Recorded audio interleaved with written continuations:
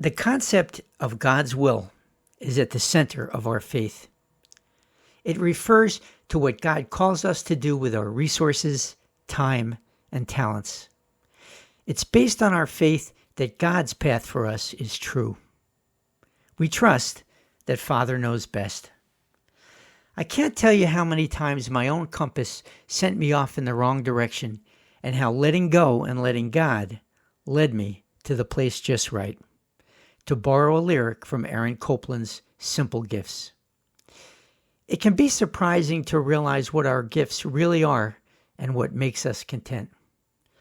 Jesus refers to himself as the Good Shepherd when speaking to his agrarian audience. Here is what they knew that perhaps we do not. Sheep can survive without the guiding hand of a shepherd, but they cannot thrive.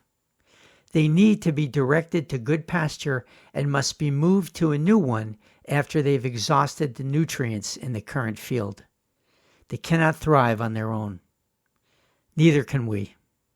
We can get along okay without God's presence in our lives, but we flourish when in partnership with the divine.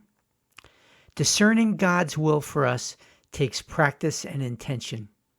It's more like learning a foreign language than waiting for a lightning bolt or burning bush. It's a quiet prayer for guidance, holding our self-interest in abeyance, watching and waiting to go with his flow rather than our own. If it seems like a leap of faith, it is.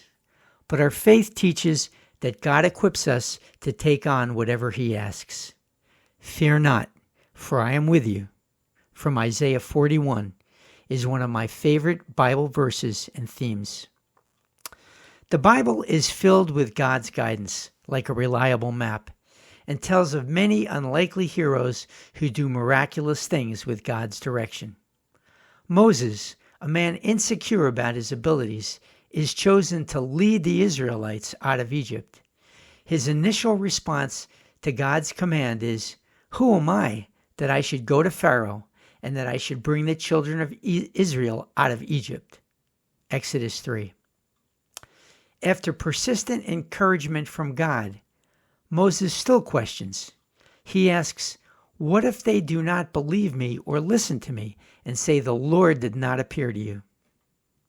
Moses remains reticent even after a burning bush flares up in front of him and he actually hears the voice of God. Moses eventually takes up his mantle, and the Israelites do reach the promised land after 40 years of struggle. Another epic hero, Abraham, follows God's direction to leave his happy home for parts unknown and winds up, as God promises, with descendants as numerous as the stars in the sky, who will be given all these lands, and through your offspring all nations on earth will be blessed. Genesis 26. To this day, Abraham is revered by Jews, Christians, and Muslims. No small feat. David, a shepherd boy, changes the course of his people's history and becomes their greatest king by defeating the giant Goliath in battle, armed only with a slingshot. Goliath was a warrior so fierce that even the most experienced, battle-hardened soldiers refused to engage him. In the end, David separates Goliath from his head. And you've heard the story of Noah, the ark, and 40 days and nights of rain. Imagine how daft he must have seemed to his friends and family, toiling alone, building an oversized boat for years on end under cloudless skies. He constructs the ark on spec from God, trusting that he and his family will need it eventually. I'm sure he was glad he did. This is from Genesis 7. Every living thing on the face of the earth was wiped out. People and animals and the creatures that move along the ground and the birds were wiped out from the earth. Only Noah was left and those with him in the ark. Zechariah and his wife Elizabeth, a childless 80-something couple, laugh out loud when an angel from God tells them that they will conceive a child. But they must have given it a go anyway, because 9 months later, John the Baptist is born, and the ministry of Jesus begins. Mary, a young virgin girl, is told by an angel that she will conceive a child miraculously. Can you imagine? Her betrothed, Joseph, must have been equally astounded and probably more than a little upset at the apparent goings-on behind his back. But he is told in a dream to stay with Mary, even though custom and human nature would dictate that he reject his pregnant fiancée, and maybe worse.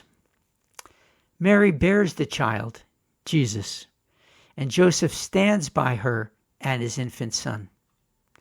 Both he and Mary obey without complaint. The singular example in the Bible is Jesus, of course, who walks toward the agony of the cross for his Father's divine purpose. What we are asked surely will take less courage and sacrifice than these notables, volunteering our time, writing a check, calling a friend, being more patient and kinder under pressure. In the words of Jesus, choosing to love God and love our neighbor rather than the alternatives. And just like the heroes of the Bible, we won't always understand the significance of what God is calling us to do in the moment. But if it's God's will, it could very well be something miraculous. We're called to listen, trust, and find out. The song pairing is When God Says Go. Until next time, stay safe, be brave, and keep walking in the light.